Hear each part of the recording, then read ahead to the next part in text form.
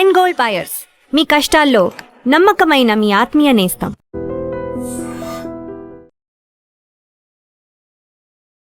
Operation blue star అనేది ఎందుకు start అయింది? బ్లూ స్టార్ కి ఇందిరాగాంధీ హత్యకి ఏమైనా కనెక్షన్ ఉందా? అసలు సిక్కులు ఎందుకు ఇందిరాగాంధీ వ్యతిరేకించారు? ఆపరేషన్ బ్లూ స్టార్ ఇందిరాగాంధీ హత్యకి దానికి లింక్ ఉందా? అసలు ఖలిస్తాన్ అనేది ఎందుకు ప్రత్యేకంగా కోరుకుంటున్నారు పంజాబ్? ఆపరేషన్ బ్లూ స్టార్ ఒక కమ్యూనిటీకి చెందింది కాదు, ఒక దేశంలో జరిగిన ఒక ఇన్సిడెంట్. కాకపోతే మన దేశ చరిత్రలో, ఇండిపెండెంట్ చరిత్రలో ఇది ఒక చీకటి అధ్యాయం. కమ్యూనిటీ అతి ప్రేమతో నమ్మే ఒక టెంపుల్ లోపలికి ఆర్మీ వెళ్ళడము ఇది మన దేశ చరిత్రలో మొదటిసారి.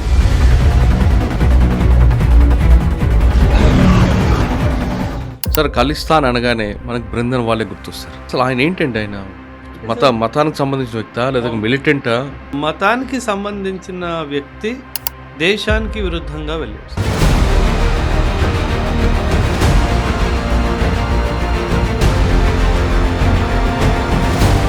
కాంగ్రెస్ పార్టీ పంజాబ్లో కూడా రాష్ట్రంలో పార్టీ ఏర్పాటు చేయాలి, అంటే ప్రభుత్వాన్ని స్థాపించాలి. అప్పుడు ఏం చేయాలి? అకాలీదళ్ యొక్క రెప్యుటేషన్ని మనం కొట్టాలి. అకాలీదళ్ రెప్యుటేషన్ని కొట్టాలి అంటే అక్కడ ఒక క్యారెక్టర్ రావాలి. ఆ క్యారెక్టర్ని ఎంచుకుంది జర్నైల్ సింగ్ భింద్రావాలా. అంటే సిక్ ప్రాక్టీసెస్ ఎలా చేయాలి, సిక్ అబ్బాయిలు ఎలా ఉండాలి, సిక్ ఉమెన్ ఎలా ఉండాలి, సిక్ కమ్యూనిటీలో పెళ్ళిళ్ళు ఎలా జరగాలి, ఇవన్నీ ఇన్స్ట్రక్షన్స్ ఇచ్చేది Akal Takht. So it is a temporal seat of six.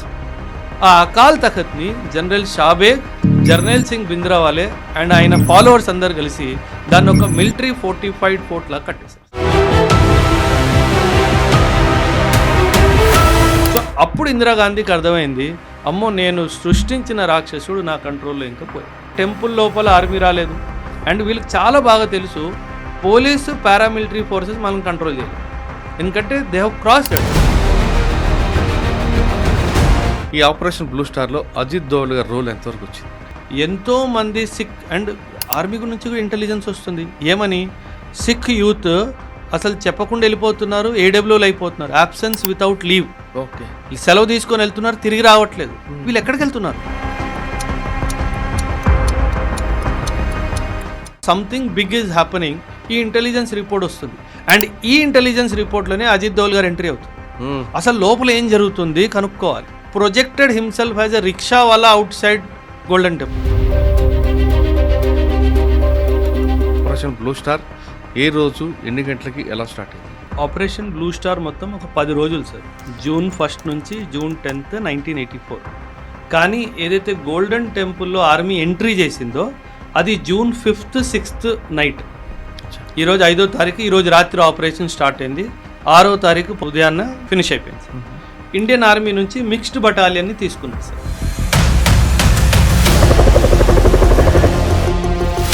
సిక్కులందరూ పవిత్రంగా భావించే గోల్డెన్ టెంపుల్లో పోలీసులు వెళ్ళడం, రక్తపాతం చేయడంతో ఇందిరాగాంధీకి సిక్కుల మధ్యన గ్యాప్ పెరిగింది. ఆ హత్యకి అదే ప్రధాన కారణం అనేది ఒక వాదన వస్తుంటారు.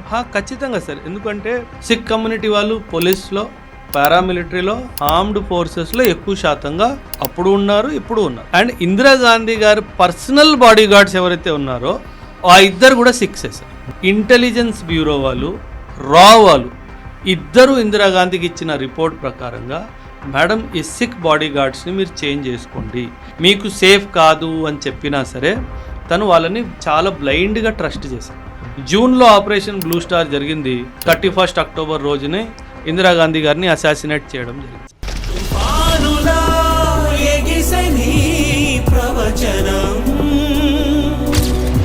Welcome to I dream. Operation blue star. Operation blue star అనేది ఎందుకు స్టార్ట్ అయింది? బ్లూ స్టార్కి ఇందిరాగాంధీ హత్యకి ఏమైనా కనెక్షన్ ఉందా? అసలు సిక్కులు ఎందుకు ఇందిరాగాంధీ వ్యతిరేకించారు? పంజాబ్ అన్నది భారతదేశ స్వాతంత్రం ముందు ఏ విధంగా ఉండేది? ఇవన్నీ గురించి ఒకసారి మాట్లాడతాం. ఆపరేషన్ బ్లూ స్టార్ జరిగే కొన్ని సంవత్సరాలైనా ఇప్పటికీ దాని మీద భిన్నాభిప్రాయాలు ఉన్నాయి.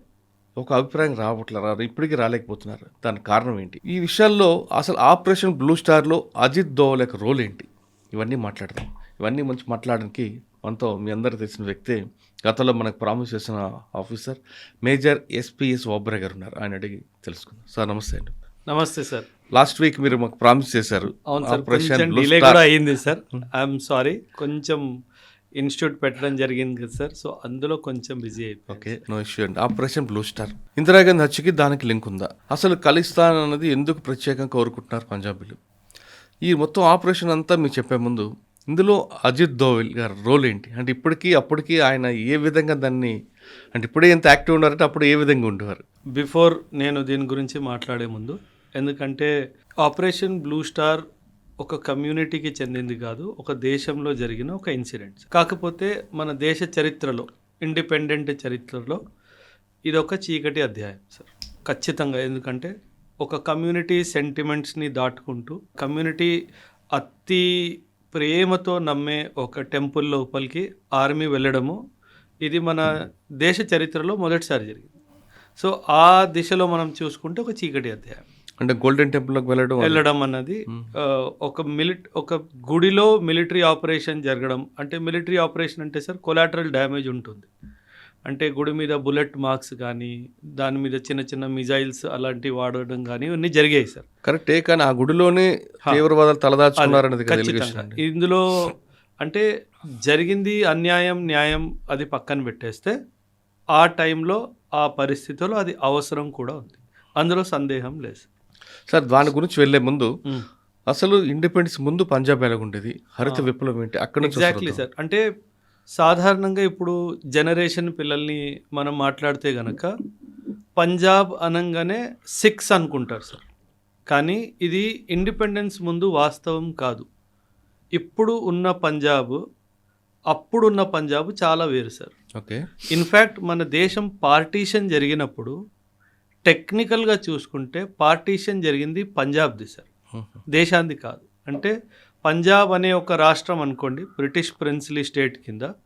సో ఆ పంజాబ్ అనే ప్రాంతమే రెండు విభజనలుగా మారింది సార్. ఒకవైపు వెస్ట్ పంజాబ్ ఏదైతే ఉందో అది పాకిస్తాన్కి వెళ్ళిపోయింది, ఈస్ట్ పంజాబ్ మన దగ్గరకు వచ్చింది. కానీ ఆ పంజాబ్లో సిక్ పాపులేషన్ అసలు మెజారిటీయే కాదు sir, majority was Hindu and Muslims. ఎప్పుడైతే ఈ పార్టీషన్ జరిగిందో అక్కడి నుంచి సిక్ కమ్యూనిటీ వాళ్ళు చాలా ఎక్కువ సంఖ్యలో తరలి వచ్చారో అప్పుడు పంజాబ్లో సిక్ మెజారిటీ వచ్చింది తప్పితే, అప్పట్లో మనము సెన్సస్ తీసుకుంటే కనుక ఓన్లీ పటియాలా అనే ఒక ప్రాంతంలో మాత్రమే 48% Punjabi, 6. So Punjabi is a state acronym. అంటే నువ్వు తెలంగాణ అని అంటారు కదా సార్, నువ్వు ఆంధ్ర అని అంటారు కదా. సో అలా పంజాబ్లో నివసిస్తున్న హిందూ కానీ, సిక్ కానీ, క్రిస్టియన్ కానీ, ఎవరైనా సరే, ముస్లిం కానీ, he's a Punjabi. So because he stays in the state of Punjab. Okay, so Sikh అనేది ఒక రిలీజన్, పంజాబ్ అనేది పంజాబ్కి చెందినవారు అనేది ఒక ప్రాంతానికి చెందినవారు. ఇప్పుడు బ్లూ స్టార్కి మనం డైరెక్ట్గా వెళ్ళే ముందు ఖాలిస్తాన్ గురించి మనం మాట్లాడాలి సార్. ఖాలిస్ అనే పదానికి అర్థం ఏంటంటే, khalis is a Persian word sir. Khalis means pure. అంటే Khalistan means a land pure for Sikhs. Actually ఏం జరిగిందంటే సార్, 1940లో ముస్లిం లీగ్ వాళ్ళు ఒక రెజల్యూషన్ పాస్ చేశారు, లాహోర్ రెజల్యూషన్ అని చెప్పి. ఈ లాహోర్ రెజల్యూషన్ ఏం జరిగిందంటే, పార్టీషన్ అయిపోయిన తర్వాత ఇక్కడ పాకిస్తాన్ అనే ఒక దేశం పుడుతుంది, ఇక్కడ ఇస్లామిక్ బిలీఫ్ సిస్టమ్ ప్రకారంగానే ఈ దేశాన్ని నడపడం జరుగుతుంది.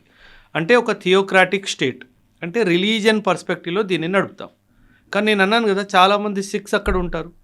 దెన్ వీళ్ళు అనుకున్నారు మా పరిస్థితి ఏంటి, because we don't want to be ruled by a Muslim land or a Muslim people.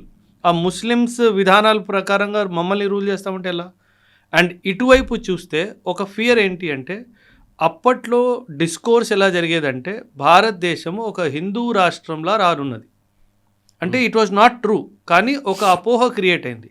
So ఉన్న దేశమేమో ముస్లిం దేశం అయిపోతుంది, వెళ్ళాలనుకున్న దేశమేమో హిందూ దేశం అయిపోతుంది, మనం ఏంటి? సో ఈ బ్యాక్గ్రౌండ్లో పుట్టిన ఒక కోరిక, ఒక డ్రీమ్ ఏంటంటే, మన సిక్ కమ్యూనిటీ కోసము ఒక సెపరేట్ ల్యాండ్ని మనము ఒక కంట్రీని క్రియేట్ చేసుకోవాలి. దానికి పేరు ఇచ్చింది ఖాలిస్తాన్ సార్. ఓహో.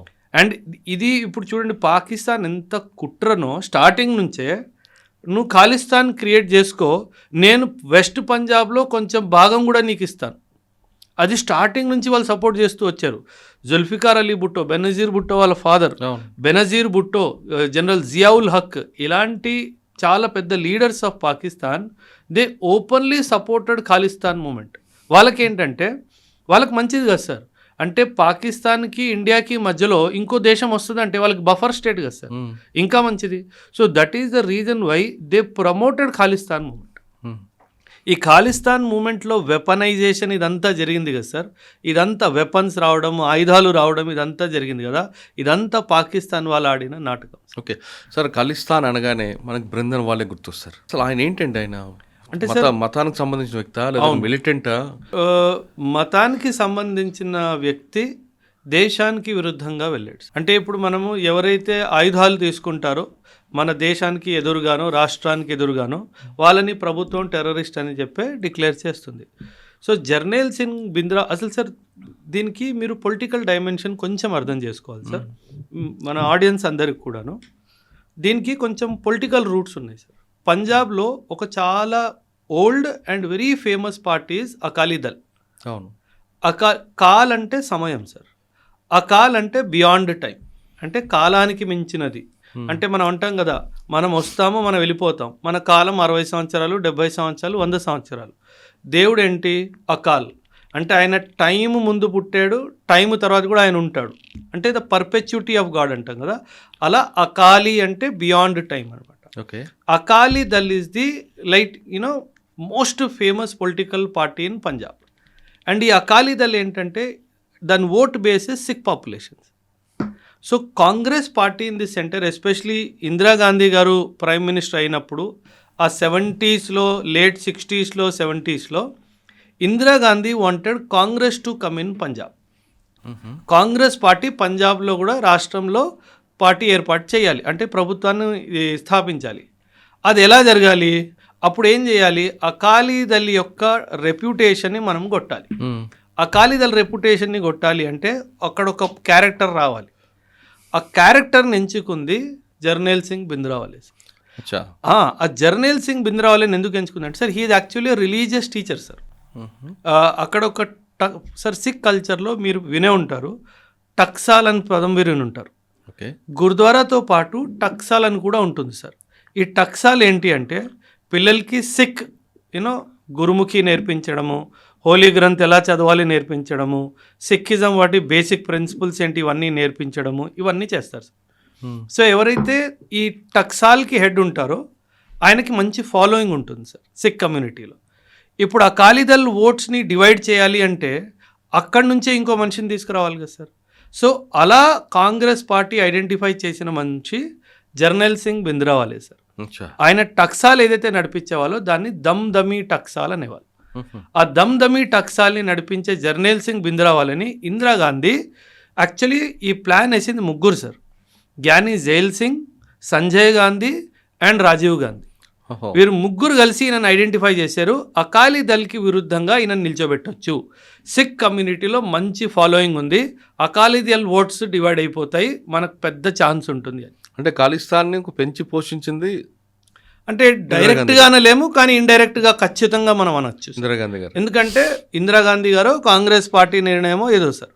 సో వెన్ జర్నైల్ సింగ్ బింద్రావాలేని వీళ్ళు ఐడెంటిఫై చేసిన తర్వాత అంటే ఒక మాన్స్టర్ని క్రియేట్ చేశారు సార్, అంటే ఒక రాక్షసుడిని క్రియేట్ చేశారు. ఇప్పుడు ఆయనకు ఆయుధాలు ఇచ్చారు, ఆయనకి డబ్బు ఇచ్చారు సార్. ఒక టైం ఎలా ఉండేదంటే కమ్యూనిటీలో ఏం టాక్స్ ఉండే అంటే జర్నైల్ సింగ్ బింద్రావాలే can talk to Indira Gandhi and Zail Singh directly, అంత పవర్ ఉండేది సార్ ఆయనకి. అంటే ఇప్పుడు ఫర్ ఎగ్జాంపుల్ సార్ నా దగ్గర మోదీ గారి నంబర్ ఉంది, పర్సనల్ నంబర్, మీరు మాట్లాడతారని నేను మీకు చెప్తే మీరేమనుకుంటారు, అమ్మ ఒబ్రో సార్ ఎంత పెద్దోడరా, డైరెక్ట్గా పిఎంతో టచ్ ఉంది. సో ఇమాజిన్ ఫాలోవర్స్ ఆయన్ని చూస్తున్నారు, he can talk to Indira Gandhi and Zail Singh directly. So ఏమవుతుంది, ఒక ట్రస్ట్ బిల్డ్ అవుతుంది. సో పెద్ద ఎత్తున ఆయనను ఫాలో అవడం జనాలు స్టార్ట్ చేశారు. అకాలీదళ్ ఏం చేసిందంటే అకాలీదళ్కి అర్థమైపోయింది, అమ్మో కాంగ్రెస్ పార్టీ వీడిని వేసేసుకుంది, మన ఓట్స్ డివైడ్ అయిపోతాయి. నేషనల్ ఫ్రంట్లో ఏం జరిగిందంటే సార్ 1975 ఎమర్జెన్సీ, మీరు ఆ టైం పీరియడ్ అందరికీ తెలుసు. Congress got busy in Delhi sir. వాళ్ళు ఢిల్లీలో బిజీ అయిపోవడం వల్ల జర్నైల్ సింగ్ బింద్రావాలని వీళ్ళు పట్టించుకోలేదు. 1975 నుంచి 1980 ఒక 5 సంవత్సరాలు. ఈ టైంలో అకాలీదళ్ వాడు బింద్రావాలని వేసుకెళ్ళిపోయాడు సార్. సో ఏమైంది, నువ్వు సృష్టించిన మనిషి, నువ్వు డబ్బు ఇచ్చిన మనిషి, నువ్వు ఆయుధాలు ఇచ్చిన మనిషి, నువ్వు సపోర్ట్ ఇచ్చిన మనిషి వెళ్ళి అపోజిషన్ పార్టీలో కూర్చున్నాడు. ఇప్పుడు వీళ్ళని ఎలిమినేట్ చేయాలి. ఇప్పుడు ఈయన ఎలిమినేట్ చేయాలి అంటే ఆబ్వియస్లీ ఇందులో సార్ ఇన్ఫ్యాక్ట్ మీరు హిస్టరీ చదివితే ఒక ఆర్మీ చీఫ్ కూడా ఉన్నారు సార్. ఒక రిటైర్డ్ చీఫ్ అంటే జనరల్ ఆఫీసర్, జనరల్ షాబేగ్ అని చెప్పేసి. ఈ జనరల్ షాబేగ్ ఎవరైతే ఉన్నారో ఆయనని రిటైర్మెంట్కి కేవలం ఒక్క రోజు ముందు ఆయన్ని డిస్మిస్ చేయడం జరిగింది.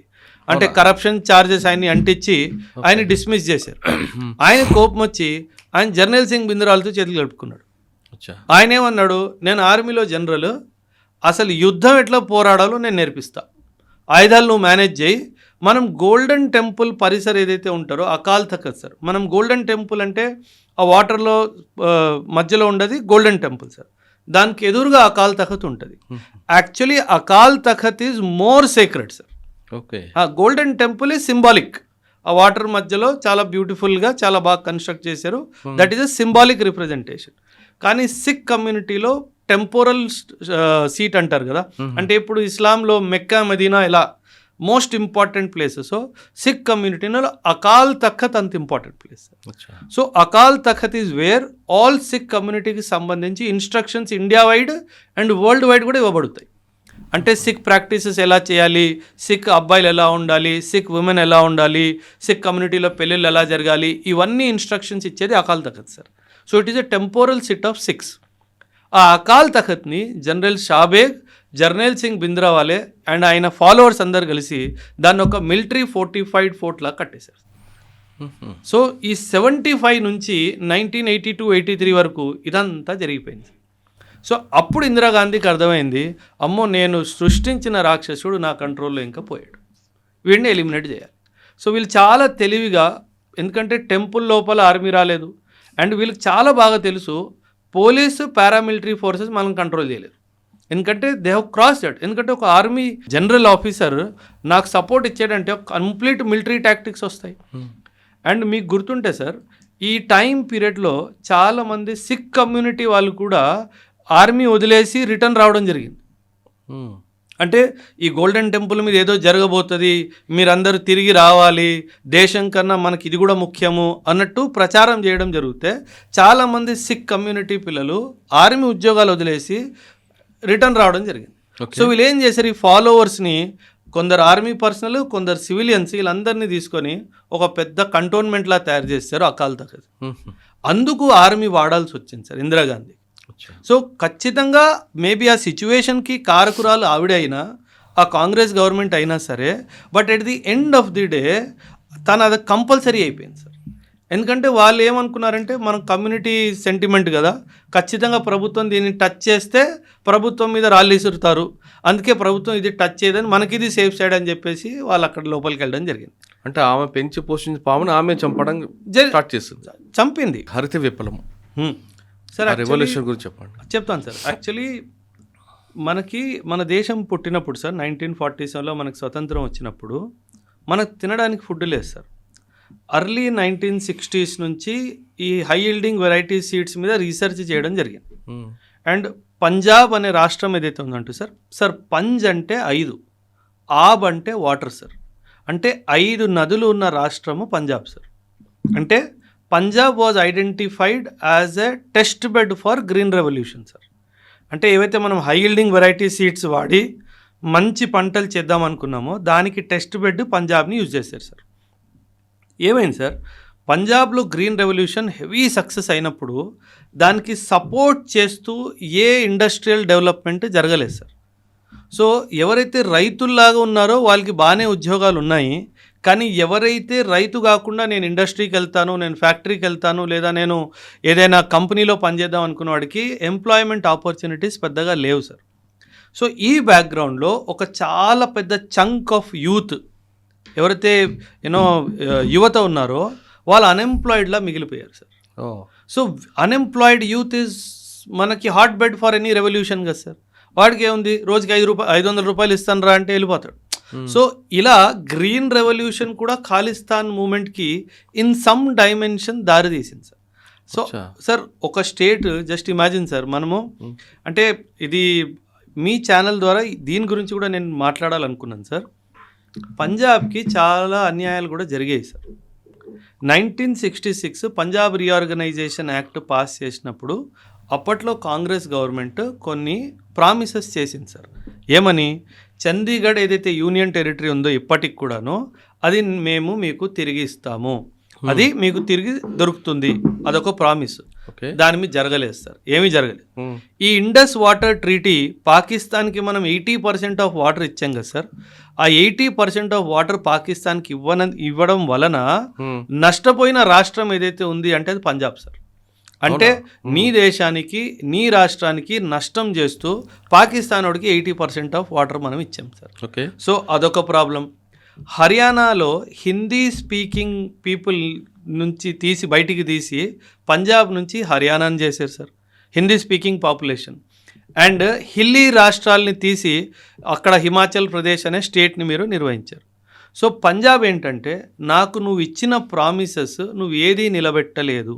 సరే, ఎప్పుడైనా సరే మనం మొబిలైజేషన్ చేస్తాం కదా సార్, అంటే పొలిటికల్గా మాస్ని పిలవాలి అంటే వాళ్ళ సమస్యల గురించి మాట్లాడాలి కదా సార్.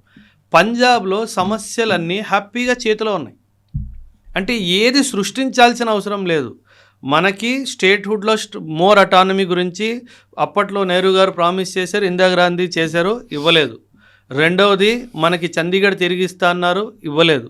మనకి నీళ్ళు ఎక్కువ ఇస్తా అన్నారు, ఇండస్ నది నీళ్ళు అది మనకి ఎక్కువ ఇవ్వలేదు. సో ఇలా ప్రజల్లో ఏమంటారు, నిరుత్సాహం ఏదైతే ఉంటుందో అది చాలా ఎక్కువ ఉంది సార్. సో దాన్ని క్యాపిటలైజ్ చేయడం చాలా ఈజీ. ఆ జర్నైల్ సింగ్ బింద్రా వాళ్ళకి ఫాలోయింగ్ ఉంది, సమస్యలు ఉన్నాయి, ఇంకెంతసేపు సార్, చాలు మంట పెట్టడానికి ఎంతసేపు సార్. అక్కడ సమస్యలు ఉన్నాయి, ఇక్కడ ఫాలోయింగ్ ఉంది, ఇంకెంతసేపు. సో అదంతా ఒక హాట్ బెడ్ ఆఫ్ మిలిటెన్సీ అయిపోయింది. అండ్ దాంతోపాటు పాకిస్తాన్తో బౌండరీ ఉండడం వల్ల పాకిస్తాన్ వాడు కూడా నేను ఆయుధాలు ఇస్తా, నేను భూమి ఇస్తా, నేను డబ్బు ఇస్తా, ఇదంతా చేశాడు sir. Punjab is the biggest victim sir. ఈరోజు కూడా మీరు ఈ డ్రగ్ ప్రాబ్లం చూస్తే మన దేశంలో డ్రగ్ ప్రాబ్లం ఏ రాష్ట్రంలో అందరికంటే ఎక్కువ ఉందంటే మీరు ఆటోమేటిక్గా పంజాబ్ చెప్తారు. Punjab was chosen sir. Pakistan వాడిది ఒక పాలసీ ఉంది, బ్లీడింగ్ ఇండియా త్రూ 1000 కట్స్ అని చెప్పి. అంటే ఇండియా అనే ఒక జీవిలో 100 కట్స్ నేను వేస్తా, 100 వైపుల నుంచి నీ రక్తం కారాలి, అందులో ఒక బ్లడ్ పంజాబ్లో నేను డ్రగ్ మెనేజ్ తీసుకొస్తా. ఎందుకంటే సార్ 1960s 1970sలో పంజాబ్లో మా సిక్ కమ్యూనిటీలో ఒక కల్చర్ ఉండేది సార్. ఇంట్లో పెద్ద కొడుకు దేశానికి సేవకి వెళ్తాడు, దట్ వాజ్ ది కల్చర్. పెద్ద కొడుకు దేశం కోసము, రెండో వాడు పుడితే ఇంటి కోసం. అంటే అలా కల్చర్ ఉన్న రాష్ట్రంలో వాడు సర్వీస్లోకి వెళ్ళొద్దు, మిలిటరీలో జాయిన్ అవ్వద్దు అంటే ఏంటి, వాడికి డ్రగ్స్ అలవాటు చేయాలి.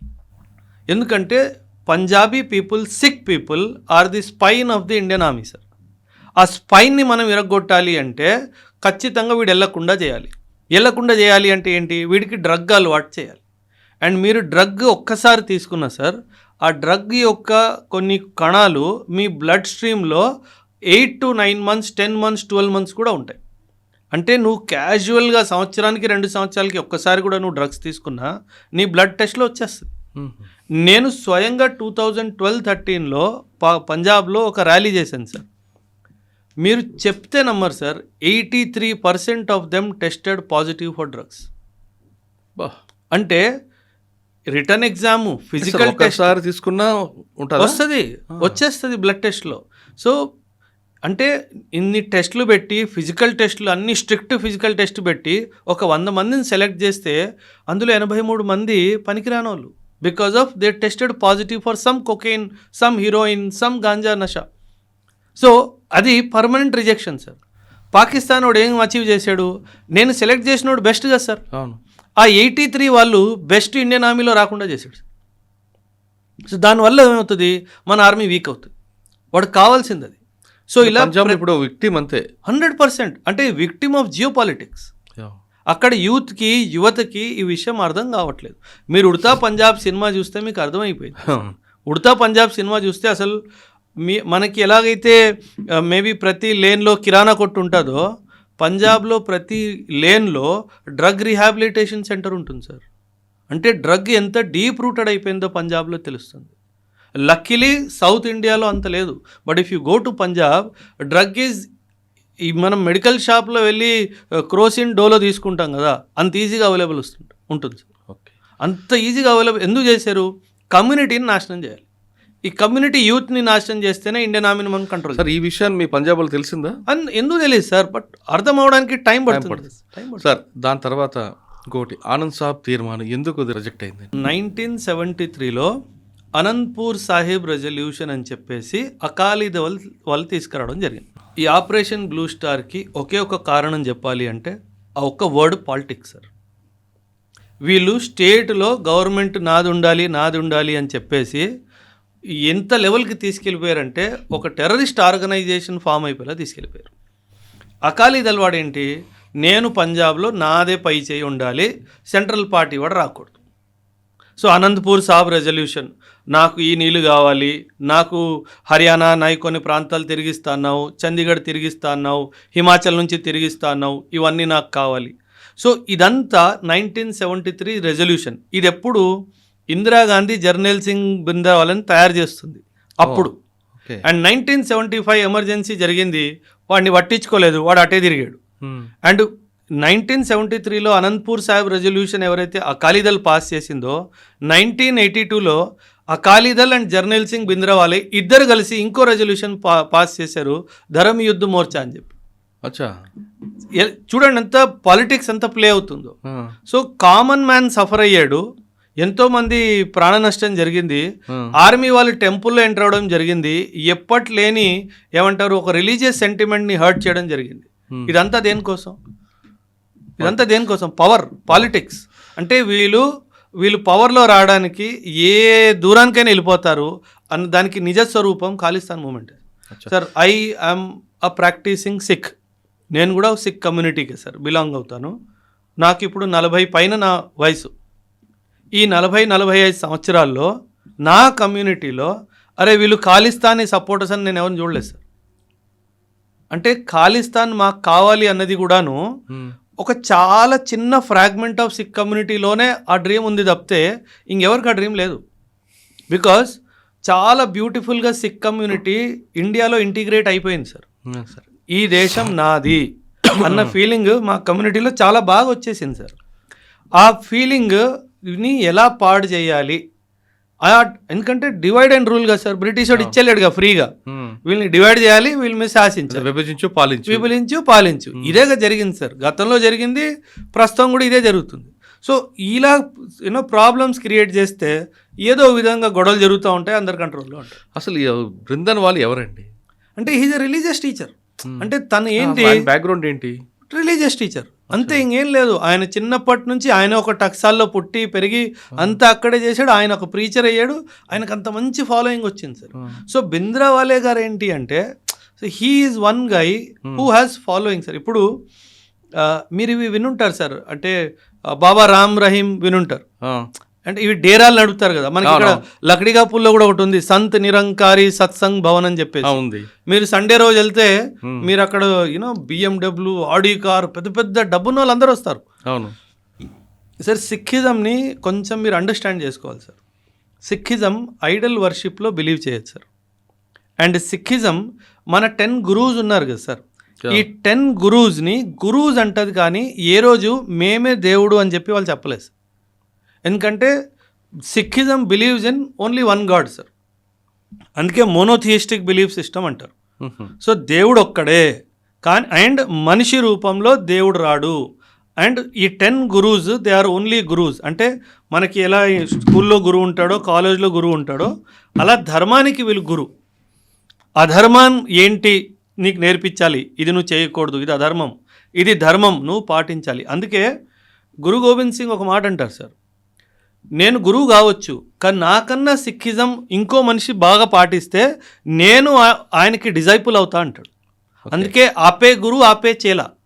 If Prakash follows Sikhism better than me, Guru Gobind says I have no shame in saying he is my guru because he is following better than me. So that is where సిక్కిజంలో ఆ గురుషిప్ ఉంది. గురు అండ్ శిష్య పరంపర చాలా స్ట్రాంగ్గా ఉంది. అందుకని దమ్దమి టక్సాల్కి ఎవరైతే జర్నైల్ సింగ్ భింద్రావాలా గురువుగా ఉన్నాడో ఆయనకు అంత ఫాలోయింగ్ వచ్చింది. ఎందుకంటే సిక్కిజంలోనే ఆ గురువుకి సమర్పణ అనే ఒక ఫీలింగ్ చాలా స్ట్రాంగ్ ఉంది సార్. అందుకని అంత మంచి ఫాలోయింగ్ ఆయనకు వచ్చింది. సార్ నిరంకారి గురించి మాట్లాడారు ఇప్పుడు. అసలు నిరంకారి దాంతోపాటు ఘర్షణలు జరిగాయి కదా ఇప్పుడు? చాలా జరిగాయి సార్. అంటే వీళ్ళు ఏంటంటే సార్ వీళ్ళు ఏం క్లెయిమ్ చేస్తారంటే వీఆర్ గాడ్ మెన్. అంటే ఇప్పుడు డేరా సచ్చా సోదా బాబా రామ్ రహీం ఆయన ఏమంటాడు, ఐఎమ్ గాడ్ అంటాడు. అండ్ సిక్కిజం ఏమంటుంది, no no no, human cannot be god and god cannot be born as a human అన్నది ఒక one basic element of Sikhism. When Khalsa Panth was establish sir, 10th Guru Gobind Singh ఆయన ఒక ఇంపార్టెంట్ తీర్పు ఇచ్చారు సార్. నా తర్వాత హోలీ గ్రంథే గురువు, నా తర్వాత హోలీ గ్రంథే గురువు. నీకు జీవితంలో ఏ కష్టం వచ్చినా, నీకు ఏ ప్రాబ్లం వచ్చినా ఆ బుక్ తీసుకొని చదువు, నీకు సమాధానం దొరుకుతుంది. నా తర్వాత లివింగ్ గురువు ఎవ్వరూ లేరు అని చెప్పి ఆయన చాలా స్పష్టంగా చెప్పడం జరిగింది సార్. ఆయన ఏమన్నాడు, ఆజ్ఞా భై అకాల్కి, అకాల్కి means somebody who is beyond time, ఆజ్ఞా భై అకాల్కి తభీ చలాయో పంత్. పంత్ మీన్స్ సిక్కిజంని ఎలా నడపాలి, సబ్ సిక్కన్ కో హుకుం హై గురు మానియో గ్రంథ్. అంటే ఇప్పటి నుంచి నా తర్వాత ఎవ్వరు ఒక మనిషి వచ్చి నేను సిక్ కల్చర్కి గురువు అని చెప్పడానికి లేదు.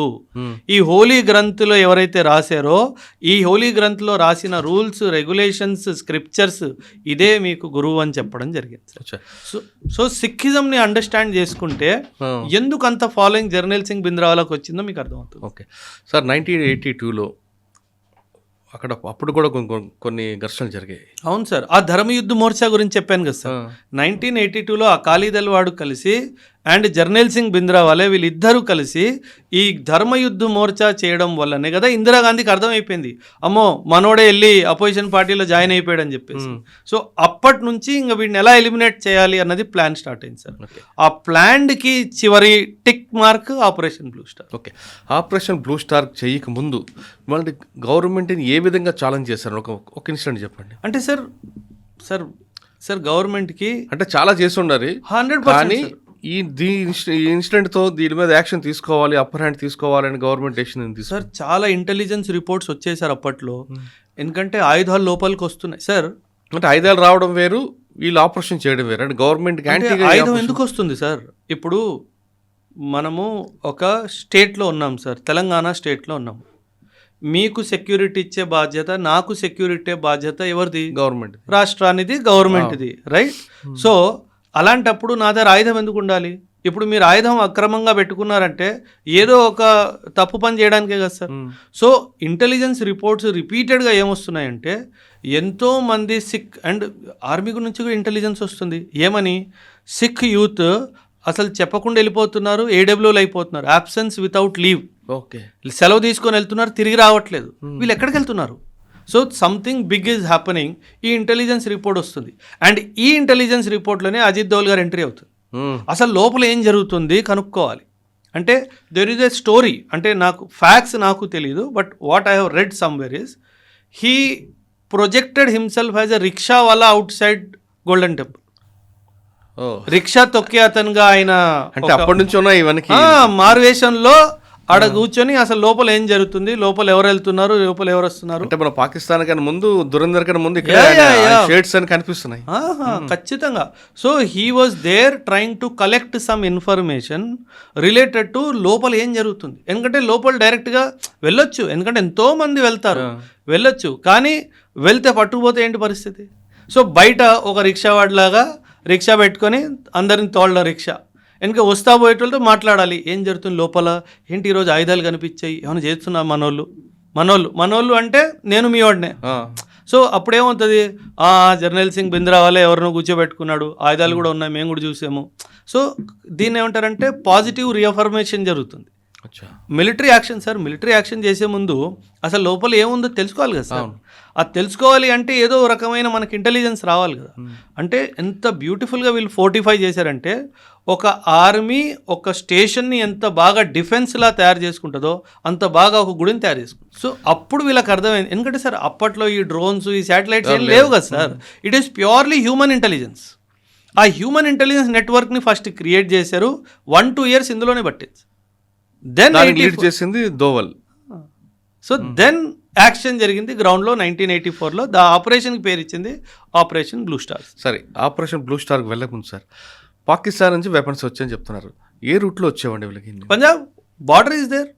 Punjab border is there. Direct గా లారీలో తీసుకొచ్చేవారా లేదా అండర్ గ్రౌండ్ లో రకరకాల దీంట్లో తీసుకొచ్చారు? ఆబ్వియస్లీ సార్, ఇప్పుడు మనకు టెర్రరిస్టులు ఎలా వస్తున్నారు అంటే, ఇప్పుడు మనం పాకిస్తాన్ని నుంచి 71లో ఒక యుద్ధం జరిగింది సార్. 71 తర్వాత ఏ యుద్ధం జరగలేదు. ఏదైతే బార్డర్ ఫెన్సింగ్ అయ్యిందో అది ఇప్పుడు కదా మనం కట్టుకుంది సార్. అప్పట్లో ఏముంది, అంత ఓపెనే కదా సార్. మొత్తం బార్డర్ ఫెన్స్ ఎక్కడుంది? అండ్ అన్ని నదులు ఉన్నాయి, ఎన్ని దారులు ఉన్నాయి లోపల రావడానికి. దారికి ఏం కరువు ఉంది సార్. ఓపెన్ గా తీసుకురావడమే, సీక్రెట్ లేదు. అంటే ఓపెన్ గా అంటే మరీ ఓపెన్ గా కాదు, but there is no check and balance అప్పట్లో.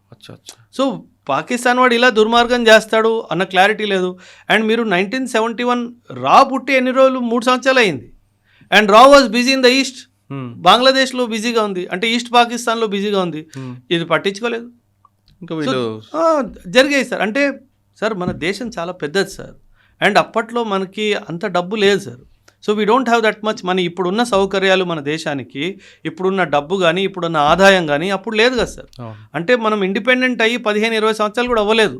అప్పుడే వీళ్ళు ఇవన్నీ దుర్మార్గత్వం స్టార్ట్ చేశారు కదా సార్ దేశంలో. అజిత్ దోవల్ గారు రిక్షా తొక్కుతూ రిక్షా పుల్లర్గా లోపండి ఒక ఇన్ఫర్మేషన్ ఇచ్చుంటారు. తర్వాత ఆర్మీ నుంచి కూడా ఇన్పుట్స్ వచ్చుంటాయి. ఈ ఇన్పుట్స్ అయిన తర్వాత ఇంకా ఆపరేషన్ బ్లూ స్టార్ ఏ రోజు, ఎన్ని గంటలకి, ఎలా స్టార్ట్ అయిందండి సార్? ఆపరేషన్ బ్లూ స్టార్ మొత్తం ఒక 10 రోజులు సార్. June 1 నుంచి June 10, 1984. కానీ ఏదైతే గోల్డెన్ టెంపుల్లో ఆర్మీ ఎంట్రీ చేసిందో అది June 5th, 6th నైట్. ఈరోజు 5వ తారీఖు, ఈరోజు రాత్రి ఆపరేషన్ స్టార్ట్ అయింది. 6వ తారీఖు ఉదయాన్న ఫినిష్ అయిపోయింది సార్. ఇండియన్ ఆర్మీ నుంచి మిక్స్డ్ బటాలియన్ని తీసుకున్నారు సార్. 9 గడ్వాల్ రైఫిల్స్, 10 డోగ్రా. ఈ అతి ముఖ్యంగా ఈ 2 బటాలియన్స్ నుంచి ట్రూప్స్ని తీసుకొని ఒక mixed combat group, mechanized infantry, cavalry వాళ్ళని కూడా ఇన్వాల్వ్ చేసి కండక్ట్ చేసిన ఆపరేషన్. వాళ్ళిద్దరిని తీసుకున్నారండి? అంటే న్యూట్రల్గా ఉంటారు కాబట్టి, అంటే ఆ కమ్యూనిటీకి చెందని వాళ్ళు ఉండడానికి అనేది ఒక న్యూట్రాలిటీని మెయింటైన్ చేయాలి. బ్లూ స్టార్ పేరు ఎందుకు పెట్టారు అంటే, ఆపరేషన్స్, మిలిటరీ ఆపరేషన్స్ ఏవైతే ఉంటాయో సార్, వాటికి కొన్ని పేర్లు ఎలాగిస్తారంటే అది ఇంకా లైఫ్ లాంగ్ అది మన హిస్టరీలో అలా మిగిలిపోవాలి అని. ఇప్పుడు మనం ఆపరేషన్ సింధూర్ ఇచ్చాము. అంటే ఆపరేషన్ సింధూర్ ఎందుకు ఇచ్చాము అంటే, వాళ్ళకి ఎవరైతే 26-27 మందిని చంపేశారో వాళ్ళ వల్ల వాళ్ళ సింధూరం పోయింది కాబట్టి వాళ్ళకి ఒక ఏమంటారు ట్రిబ్యూట్ లాగా ఆపరేషన్ సింధూర్.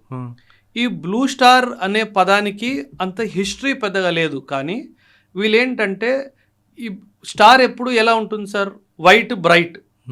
కానీ బ్లూ స్టార్ ఏంటి, మన కంటికి కనిపించదు. సో ఈ ఆపరేషను మన దేశంలో జరిగిన ఆపరేషను ఎంత తొందరగా అయితే మనం దీని గురించి మర్చిపోవాలి. ఆ యొక్క డైమెన్షన్ బ్యాక్గ్రౌండ్తో ఇచ్చిన పేరు బ్లూ స్టార్. ఎందుకంటే ఆకాశంలో బ్లూ కలర్లో స్టార్ ఉంటే మనకు కనిపిస్తుందా? కనిపించదు. సో మన చరిత్రలో ఇలా ఒక చీకటి అధ్యాయం జరిగింది అన్న విషయము మనం తొందరగా మర్చిపోవాలి. ఎందుకంటే ఒక కమ్యూనిటీ, ఏ కమ్యూనిటీ అయితే ప్రతిసారి మన దేశానికి అవసరం వచ్చినప్పుడు నిల్చుందో వాళ్ళకి విరుద్ధంగానే జరుగుతుంది. కాబట్టి though it is not directly targeted at Sikhism కాదు, ఒక టెర్రరిస్ట్ మీదనే టార్గెట్. కానీ అందరి దీన్ని తొందరగా మర్చిపోవాలి అన్న ఉద్దేశంతో పేరు పెట్టింది బ్లూ స్టార్ సార్. సో దీనికి మల్టిపుల్ స్టోరీస్ ఉన్నాయి sir. This is one of the story. So that we forget this operation as early as possible. And ఒక రాత్రి మొత్తం ఆపరేషన్ జరిగాయి సార్. హెవీ క్యాజువాలిటీస్ అటువైపు, హెవీ క్యాజువాలిటీస్ ఇటువైపు. అంటే ఆర్మీ వైపు కూడాను, అండ్ ఆ టెర్రరిస్టులు లేదా సపోర్టర్స్ ఆఫ్ భింద్రవాలే వాళ్ళకు కూడా హెవీ క్యాజువాలిటీస్ జరిగాయి sir. By the morning of 6th June, Bhindranwale was killed and the operation was ended. And immediately the restoration of ఏదైతే నష్టం జరిగిందో, కొలాటరల్ డ్యామేజ్ జరిగిందో, దాని రిపేర్ వర్క్ కూడా ఇమీడియట్గా ఆల్మోస్ట్ స్టార్ట్ అయింది. సిక్కులందరూ పవిత్రంగా భావించే గోల్డెన్ టెంపుల్లో పోలీసులు వెళ్ళడం, ఈ రక్తపాతం చేయడంతో ఇందిరాగాంధీకి సిక్కుల మధ్యన గ్యాప్ పెరిగింది. ఆమె హత్యకి అదే ప్రధాన కారణం అనేది ఒక వాదన ఉంది. వాస్తవంటారా? ఖచ్చితంగా సార్. ఎందుకంటే as I told, Sikh community వాళ్ళు పోలీస్లో, పారామిలిటరీలో, ఆర్మ్డ్ ఫోర్సెస్లో ఎక్కువ శాతంగా అప్పుడు ఉన్నారు, ఇప్పుడు ఉన్నారు. అండ్ ఇందిరాగాంధీ గారు పర్సనల్ బాడీ గార్డ్స్ ఎవరైతే ఉన్నారో ఆ ఇద్దరు కూడా సిక్సే సార్. ఈ ఆపరేషన్ జరిగిన తర్వాత కూడా ఇంటెలిజెన్స్ బ్యూరో వాళ్ళు, రా వాళ్ళు ఇద్దరు ఇందిరాగాంధీకి ఇచ్చిన రిపోర్ట్ ప్రకారంగా, మేడం ఈ సిక్ బాడీ గార్డ్స్ని మీరు చేంజ్ చేసుకోండి, ఎందుకంటే ఆపరేషన్ బ్లూ స్టార్ తర్వాత the sentiments are very high, ఎందుకంటే ఆబ్వియస్లీ కోపం ఉంటుంది, కమ్యూనిటీలో కోపం ఉంది, కాబట్టి మీకు సేఫ్ కాదు అని చెప్పినా సరే తను వాళ్ళని చాలా బ్లైండ్గా ట్రస్ట్ చేసింది. సో అందుకే ఎప్పుడైతే ఇంటెలిజెన్స్ వాళ్ళు ఇది చెయ్యొద్దు అని అంటారో, ఇది చెయ్యండి అని లీడర్స్కి అంటారో వాళ్ళు వినాలి సార్. ఎందుకంటే వాళ్ళకి గ్రౌండ్ ఇంటెలిజెన్స్ రిపోర్ట్ ఉంది కాబట్టి, వాళ్ళ చేతుల్లో ఆయుధాలు ఉన్నాయి, నువ్వు దగ్గరగానే ఉన్నావు అంటే ఎవరిని దాటుకొని రావాల్సిన అవసరం కూడా లేదు, నువ్వు మా ముందే ఉన్నావు. సో ఏం చేయాలి, వాళ్ళని ఇండాక్ట్రినేట్ చేయాలి, రాడికలైజ్ చేయాలి. ఈవిడి వల్లేరా నీ స్వర్ణ మందిరంలో మిలిటరీ వాళ్ళు బూట్స్ వేసుకొని వచ్చారు. సో ఎవడైనా సరే మనిషి కొన్ని రోజుల తర్వాత ఇన్ఫ్లుయెన్స్ అయిపోతాడు కదా, అక్కడ అదే జరిగింది. సో ది ఐబీ అండ్ రా గేవ్ ఇంటెలిజెన్స్ దట్ వీళ్ళిద్దరు ఎవరైతే ఉన్నారో వీళ్ళు అన్వాంటెడ్ ఎలిమెంట్స్తో వీళ్ళు మాట్లాడడం మాకు తెలుస్తుంది, సో మీరు వీళ్ళని తీసేస్తే మంచిది అని చెప్పి ఇందిరాగాంధీకి చెప్పినా సరే తను వినలేదు సార్. జూన్లో ఆపరేషన్ బ్లూ స్టార్ జరిగింది, అక్టోబర్లో 31 అక్టోబర్ రోజునే ఇందిరాగాంధీ గారిని అసాసినేట్ చేయడం జరిగింది సార్. ఒక లక్ష్యం కోసం పంపారు ఆవిడ. ఆ లక్ష్యం అంటే పొలిటికల్గా నెరవేరిందా పంజాబ్లో కాంగ్రెస్ పార్టీ? అప్పుడు నెరవేరలేదు సార్, అప్పుడు పెద్దగా నెరవేరలేదు. కానీ 2000 ఇక్కడ 21 మన 2017లో కాంగ్రెస్ పార్టీ వచ్చింది. కానీ దానికి కారణం కంప్లీట్లీ డిఫరెంట్ సార్. దానికి కంప్లీట్లీ కారణం డిఫరెంట్. కానీ వాళ్ళు అంత కష్టపడ్డారు కానీ అప్పుడు రాలేకపోయారు. బట్ ఖచ్చితంగా 2017లో అయితే వాళ్ళు అంటే ఈ రీజన్తో కాదు కదా, వేరే రీజన్స్ అంటున్నారు కాబట్టి. అంటే ఆ వేరే రీజన్ మరీ రిలీజ్ చేసే సార్. మళ్ళీ 2015లో సార్ ఒక ఇన్సిడెంట్ జరిగింది పంజాబ్లో, దాన్ని బర్గారీ ఇన్సిడెంట్ అంటారు. బర్గారీ ఇన్సిడెంట్ ఏంటంటే ఫరీద్కోట్ దగ్గర బర్గారీ అనేది ఒక ప్లేస్ సార్. ఫరీద్కోట్ దగ్గర గురుద్వారా ఎదురుగా గురుద్వారా మన హోలీ గ్రంథ్ కొన్ని కాల్ చేసిన కాగితాలు అక్కడ రోడ్డు మీద పడేశారు. దిస్ ఈజ్ ఇనఫ్ కదా సార్, మన దేశంలో ఇంత పెద్ద ఇది జరిగితే అండ్ ఇంకా people will be there. And 2015లో అకాలీదళే ఉంది సార్ పొలిటికల్ పార్టీ అప్పుడు కూడాను.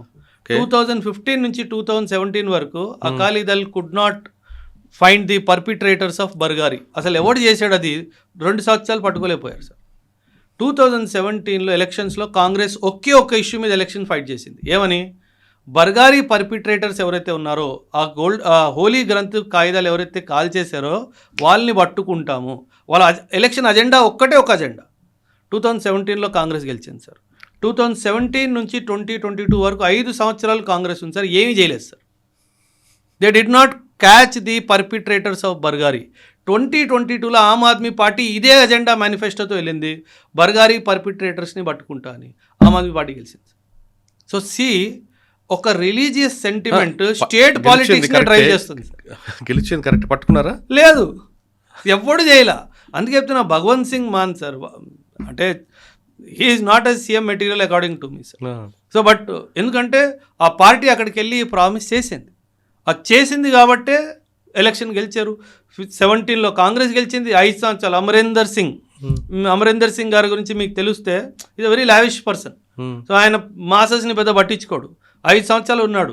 5 సంవత్సరాల్లో తర్వాత ఆయన్ని మార్చేయడం కూడా జరిగింది. అమరేందర్ సింగ్ని మార్చేసి చన్నీ అని చెప్పి వచ్చాడు. And is a Dalit community person. And Sikh పాపులేషన్లో మంచి మెజారిటీ ఉంది దళిత్లో. సో కాంగ్రెస్ ఏమనుకుంది, అరే కనీసం దళితులకి మనం చీఫ్ మినిస్టర్ చేసాం కదా, ఆ సపోర్ట్ ఎలిమెంట్ ఉంటుంది అనుకున్నారు. తను ఏం చేయలేకపోయాడు. ఆ తర్వాత 2022లో ఆమ్ ఆద్మీ పార్టీ వచ్చింది, ఇప్పుడు వచ్చి అది ఎవరు చేయలేదు. అండ్ అందులో ఒక గ్యాంగ్స్టర్ ఉన్నాడు సార్, గోల్డీ బ్రార్ అని చెప్పేసి, వాడు ప్రదీప్ సింగ్ అని చెప్పేసి ఒక మనిషిని చంపాడు. He was one of the perpetrators of Bargari అని తెలిసింది. అండ్ ఆయన ఓవర్ నైట్ దేవుడు అయిపోయాడు. బికాస్ అక్కడ కమ్యూనిటీకి ఏం కావాలి, ఆ వెదవ పని చేసినట్టు చంపాలి. Because it is a religious sentiment. కానీ ఇంత దాన్ని చూపిస్తున్న తప్ప ఎవరు చేయలేకపోతున్నారు. సార్ మీరు ఇంకో మాట తీసుకొచ్చారు ఇక్కడ, పంజాబ్ అనగానే డ్రగ్స్ అనేది ఒక పేరు ఉండేది గతంలో, కానీ ఇప్పుడు ఇంకొక పేరు కూడా యాడ్ అయింది, SC ST కేసులు ఎక్కువ ఉంటుంటాయి అనేది.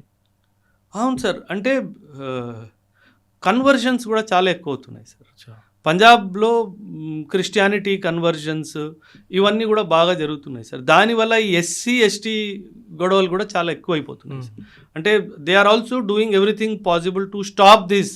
అంటే ఫోర్స్ఫుల్ కన్వర్జన్స్ కావు సార్ ఇవి. చాలా మంది కమ్యూనిటీలో వాళ్ళు సొంతంగానే వాళ్ళు కన్వర్ట్ అవుతున్నారు క్రిస్టియానిటీకి. అండ్ ఇన్ఫ్యాక్ట్ వరల్డ్ ఓవర్గా మనం చూసుకుంటే sir, Canada, America, Germany, UK, ఎంతోమంది Europeans are converting to Sikhism. Not 1 or 2, కొన్ని వేలల్లో కొన్ని లక్షల్లో everyday they are converting to Sikhism. కానీ పంజాబ్లో because sir Punjab is a victim sir. అంటే ఇప్పుడు మీరు పాటలు చూసుకోండి, you know glorification of crime sir. Punjab పాటల్లో ఏమి గన్ ఉంటుంది, డ్రగ్స్ ఉంటాయి, అమ్మాయి ఉంటుంది. పంజాబ్ పాట త్రీ పార్ట్స్లో డివైడ్ చేసేయచ్చు. అంటే 4 బోటల్ వోడ్కా కామ్ మేరా రోజుకా. ఇదేంది? This was never Punjabi pop culture, sir. Punjabi folk culture was very pure. అంటే how the agricultural land hold was there, ఫ్యామిలీలో రిలేషన్షిప్స్ ఎలా ఉండేవి, దాని మీద పాటలు రాసేవాళ్ళు. కానీ ఇప్పుడు వెస్టర్న్, అసలు యాక్చువల్లీ ఈ ఖాళిస్తాన్ మూమెంట్కి బయట నుంచి కూడా కాన్సెప్ట్ ఉంది సార్. అంటే వెస్టర్న్ కంట్రీస్, అమెరికా కానీ, కెనడా కానీ, యూకే కానీ ఇండియా మీద జియో పొలిటికల్గా ప్రెషర్ ఉంచాలి అన్న ఉద్దేశంతో ఆ దేశాల్లో ఖాళిస్తానీ సపోర్టర్స్కి డబ్బు ఇస్తారు, వాళ్ళకి చేతులు పట్టుకుంటారు సార్. ఎందుకంటే ఇండియా మీద ప్రెషర్ పెట్టాలని. ఇన్ఫ్యాక్ట్ మనం యూకేతో అండ్ యూరోపియన్ యూనియన్తో ఫ్రీ ట్రేడ్ అగ్రిమెంట్ సైన్ చేసుకున్నప్పుడు ఏదైనా పెద్ద డీల్ ముందుకు వచ్చింది అనుకోండి సార్, అప్పుడు ఖాళిస్తాన్ సంబంధించి ఏదో ఒకటి జరుగుతుంది సార్. ఎందుకంటే ఇండియా మీద ప్రెషర్ బిల్డప్ చేయడానికి ఈ ఖాళిస్తానీ మూమెంట్ని ఇండియా మీద ఒక ఫాల్ట్ లైన్లా వాడాలి అని చెప్పేసి వీళ్ళు చేస్తున్న దుర్మార్గం సార్. దాన్ని చెక్ పెట్టడం ఉండదండి ఇంకా. అంటే వాళ్ళ దేశంలో మనం ఎలా చెక్ పెడతాం? కాదు, దాని ఇక్కడ మన వాళ్ళకి మోటివేషన్ చేసి ఇది జరుగుతుంది ఇది అని చెప్తే వినే మనం సరే ఇండియాలో ఖాళిస్తాన్ మూమెంట్ కి సపోర్టే లేదు. ఇక్కడ పంజాబ్ పబ్లిక్ చెప్తే అర్థం చేసుకుంటారు ఖచ్చితంగా. ఇప్పుడే కాదు సార్, ఎప్పుడూ ఖాళిస్తాన్ మూమెంట్ కి సపోర్ట్ లేదు. కొందరు ఏంటంటే సార్ సింపుల్ సార్, ఒక కొత్త దేశం అయింది అంటే ఒక కొత్త రాష్ట్రపతి వస్తాడుగా, ఒక కొత్త ప్రధానమంత్రి వస్తాడుగా. సో పొలిటికల్ అంబిషన్ సార్, ఈ పొలిటికల్ అంబిషన్స్ వల్లనే వచ్చింది ఖాళిస్తాన్ థాట్. ఆ పొలిటికల్ అంబిషన్ కిల్ అయిపోయింది. అండ్ కాకపోతే కొంచెం మార్జినలైజ్డ్ కమ్యూనిటీ ఎవరైతే ఉన్నారో కొంత సంఖ్యలో మన దేశంలో ఉన్నారు, ఎక్కువ సంఖ్యలో బయట ఉన్నారు. అదే so that is where. And ఇంకో విషయం సార్, అంటే I don't know whether the audience can understand what I'm trying to say or not. 2014లో మన్మోహన్ సింగ్ గారు ప్రైమ్ మినిస్టర్గా రిటైర్ అయ్యారు సార్. ఆయన రిటైర్ అయిన తర్వాత నుంచి గత 12-13 సంవత్సరాల నుంచిగా ఇండియన్ జియో పొలిటికల్ ఫ్రేమ్వర్క్లో ఎక్కడ సిక్ పర్సన్ పెద్ద పదవిలో ఎక్కడ లేరు సార్. అవును, హర్దీప్ సింగ్ పూరిని పక్కన పెట్టేస్తే ఎవరు లేరు సార్. అంటే ఎప్పుడు సరే మన దేశ చరిత్రలో ఒక సిక్ పర్సన్ని ఆర్మీ చీఫ్ అయినా చేసాము, ప్రైమ్ మినిస్టర్ అయినా చేసాము, ప్రధానమంత్రి అయినా చేసాము, అంటే వాళ్ళకి రీప్రజెంటేషన్ ఇస్తున్నాము అనే ఒక హామీ ఇస్తూ వచ్చారు సార్. ఆ హామీ తగ్గిపోయింది సార్. ఆ హామీ తగ్గిపోవడం వల్ల సిక్ కమ్యూనిటీలో కూడా ఒక సెన్స్ ఆఫ్ ఇన్సెక్యూరిటీ వస్తుంది. అంటే మన సంఖ్య తక్కువ కదా, మన ఓటు బ్యాంక్, మనం పాలిటిక్స్కి మనం పనికిరాం కదా, అంత సంఖ్య లేదు కదా, అందుకే మనల్ని పట్టించుకోవట్లేదు. సో ఆ రిప్రజెంటేషన్ కూడా చాలా ఇంపార్టెంట్ సార్. ఆ రిప్రజెంటేషన్ వస్తే ఆ సెన్స్ ఆఫ్ బిలాంగింగ్నెస్ వస్తుంది. ఆ సెన్స్ ఆఫ్ బిలాంగింగ్నెస్ రావాలి సార్. ఫైనల్గా చెప్పండి, ఈ ఆపరేషన్ బ్లూ స్టార్లో అజిత్ దోవల్ గారి రోల్ ఎంతవరకు వచ్చిందండి?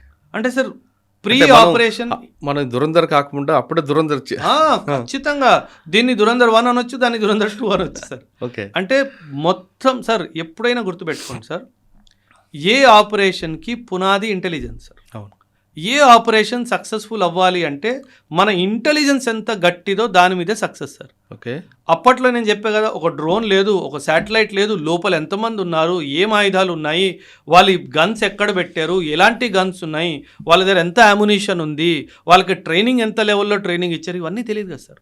సో ఇదంతా ఇంటెలిజెన్స్ సమకూర్చి ఈ ఆర్మీ వాళ్ళకి ఆపరేషన్ చేయడానికి ఎంత టైం పడుతుంది సార్, ఎంత డేరింగ్ ఉండాలి. అంటే దానికి పునాది కట్టింది ఆపరేషన్ బ్లూ స్టార్కి ఈయన టీం. సో ఆ క్రెడిట్ మనం ఖచ్చితంగా ఇవ్వాలి సార్. అందులో ఇంటెలిజెన్స్ రోల్ ఒకటేనా, లేదు ఆ రోజు నైట్ జరిగిన వార్లో కూడా ఈయన ఇన్వాల్వ్మెంట్ ఉంటుంది? లేదు, ఉండదు సార్. అది ఆమె ఇన్వాల్వ్ చేయదు సార్. ఎందుకంటే he's not trained for operation, he's trained for intelligence. So ఆయన పని ఆయన బాగా చేసుకున్నాడు, ఆ తర్వాత ఆయన పక్కకి తప్పుకుంటాడు, ఈయన పని వీళ్ళు చేస్తారు. అలా అంటే ఆర్మీలో ఎప్పుడు అంతే ఇంటెలిజెన్స్ వాళ్ళు ఇన్వాల్వ్ చేయరు సార్. ఎందుకంటే ఏదైనా వార్ జరిగితే కింద వాళ్ళు డ్రైవర్ సహా అందరూ రావాలంటుంటారు. అంటే అది ఆర్మీ వాడే కదా, he's not from intelligence. Army వాళ్ళే సార్, ట్రైన్ ఉంటుంది. ఆర్మీలో నువ్వు కుక్ అయినా, నువ్వు మసాల్చి అయినా, నువ్వు బార్బర్ అయినా, నువ్వు డ్రైవర్ అయినా, నువ్వు ఏమైనా సరే basic military training is compulsory for everybody. అంతేందుకు సార్, ఆర్మీలో పూజారి ఉంటాడు, పండిట్జీ, ఆయనకు కూడా pistol authorised. He carries a weapon, he goes to war with you. ఆయన యుద్ధం డైరెక్ట్గా పోరాడకపోవచ్చు, యుద్ధ భూమిలో అక్కడ ఉండాలి. పండిట్జీ ఉంటేనే, ఎందుకంటే పూజ జరిగిన తర్వాత అటాక్ అవుతుంది, పండిట్జీ ఆడే ఉండాలా. So this is very important element sir. అంటే ప్రతి ఒక్కరిది ఒక రోల్ ఉంది సార్. కాకపోతే ఇంటెలిజెన్స్ వాళ్ళని ఆపరేషన్స్లో ఇన్వాల్వ్ చేయాలి sir. Intelligence is a very big asset sir. వాళ్ళ ఆపరేషన్ తీసుకెళ్తే వాళ్ళ పని లేదు సార్ అక్కడ. ఎందుకంటే వాళ్ళ ఇన్ఫర్మేషన్ నువ్వు నాకు ఇవ్వాలి, నువ్వు ఇచ్చేసావు, నీ పని అయిపోయింది, నా పని అలా. ఆపరేషన్ బ్లూ స్టార్పై ఎంత క్లియర్గా ఆ సినిమా చూసినట్లుగా చెప్పారు ఎస్పీసీ ఓబ్రాయ్ గారు. అంటే ఇందులో రోల్ ఎవరిది అంటే అందరి రోలు కనిపిస్తుంటాయి. పొలిటికల్ కోసం ఒక వ్యక్తి చేసిన ఒక వ్యక్తిని నిర్మిస్తే ఆ వ్యక్తి తనకే శత్రుగా మారితే అది ఎలా నిర్మూలించాలన్నది మనకు బృందన్ వాళ్ళే ఒక బెస్ట్ ఎగ్జాంపుల్. మొత్తం మీద తీసుకుంటే ఆపరేషన్ బ్లూ స్టార్లో అజిత్ దోవల్ గారి రోల్ చాలా బయటకు వస్తుంది. అజిత్ దోవల్ అనగానే మనందరికీ సింధూర్, దురంధర్ ఇవే గుర్తుకొస్తాయి కాదు, అప్పుడే ఆయన రోల్ ఉందనేది చాలా స్పష్టంగా తెలుస్తుంది. ఆ మహానుభావుడు వల్లే ఇవన్నీ కూడా ఇంటెలిజెన్స్ డెవలప్ అయింది. ఆయన చూసిన తర్వాత చాలామంది ఇంటెలిజెన్స్ ఆఫీసర్స్ అందులోకి వెళ్ళాలనుకున్నారు, నేర్చుకున్నారు, ఆయనతో కలిసి తిరగాలనుకుంటున్నారు. ఇది ఆపరేషన్ బ్లూ స్టార్పై ఓబ్రాయ్ గారితో ఎక్సలెంట్ ఇంటర్వ్యూ. వచ్చే వారం మరో ఇష్యూలో మళ్ళీ కలుద్దాం. అంతవరకు నమస్తే, thank you very much. Thank you sir. జై హింద్.